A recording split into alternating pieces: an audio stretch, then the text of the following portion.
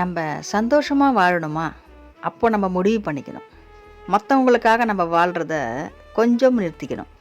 மற்றவங்களுக்காக வாழ்கிறது, மற்றவங்களுக்காக சம்பாதிக்கிறது, மற்றவங்களுக்காக கஷ்டப்படுறது, மற்றவங்க என்ன நினைப்பாங்கன்னு நினைக்கிறது, வேலை செய்கிற இடத்துலையும் சரி, ஒரு இடம் போகிறோம் வரோம், ஒரு விசேஷங்களுக்கு போகிறதும் சரி, சொந்தங்களுக்கு மத்தியில், உற்றார் உறவினர்கள், தெரிஞ்சவங்க தெரியாதவங்க, கூட பழகிறவங்க, ஃப்ரெண்ட்ஸு, இப்படி மற்றவங்களுக்காகவே நம்ம டைம் ஸ்பெண்ட் பண்ணிகிட்ருக்கோம்.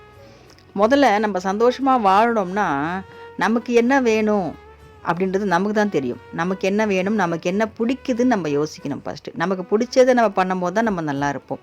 1000 பேர் நம்மளை நல்லா இருக்கக்கூடாதுன்னு நினைக்கலாம், நம்ம நல்லா இருக்கணும்னு நினைக்கலாம். ஆனால் நம்ம நல்லா இருக்கணும் நம்ம நினச்சா மட்டும்தான் நல்லா இருக்க முடியும். நம்ம மனசு ஒரு குழந்தை மாதிரி அது. அதுக்கு பெருசாக ஒன்றும் தேவைப்படாது. பணம், காசு, காரு, பங்களாலாம் அதுக்கு தேவைப்படாது. சின்ன சின்ன சந்தோஷங்கள் தான் அது எதிர்பார்க்கும். சின்னதாக நமக்கு பிடிச்ச பேர் யாராவது கூப்பிட்டாங்களா, நான் ஏதாவது நம்ம காதில் கேட்டதாலே நமக்கு மனசு ஆட்டோமேட்டிக்காக சந்தோஷமாயிடும். நம்மளுக்கு பிடிச்சவங்களுடைய டிபியை பார்த்தாலும் நம்ம மனசு சந்தோஷம் ஆகிடும். அந்த மாதிரி சின்ன சின்ன விஷயங்களுக்கு தான் நம்ம மனசு ஏங்கும். அது ஒரு குழந்தை அது. அந்த சின்ன சின்ன விஷயம் அதில் சந்தோஷத்தை நம்ம கொடுத்துட்டே இருந்தோம்னா நம்ம வாழ்க்கையில் ரொம்ப பெரிய சந்தோஷம் நமக்கு கிடைக்கிற மாதிரி நமக்கு இருக்கும்.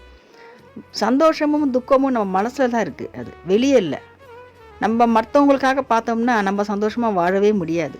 காசு பணம் இருக்கிறவங்க தான் சந்தோஷமாக வாழ்கிறான்னா கிடையவே கிடையாது. மனசில் யார் நிம்மதியாக இருந்து நமக்காக வாழ ஆரம்பிக்கிறாங்களோ அவங்க சந்தோஷமாக இருப்பாங்க. நமக்காக வாழும்போது சந்தோஷமாக இருப்போம். நம்ம சந்தோஷமாக இருக்கும்போது அது பிறருக்கும் அது கிடைக்கும். அதால் பிறரும் நல்லா இருப்பாங்க. அதனால் ஃபஸ்ட்டு உள்ளே இருக்க குழந்தைய கவனிக்கணும். அந்த குழந்தை நம்ம மனசு. அந்த மனசை நம்ம கவனித்து அதுக்கு என்ன வேணும்னு நம்ம பார்த்தோம்னா நம்ம வாழ்க்கை நிச்சயமாக சந்தோஷமாக இருக்கும்.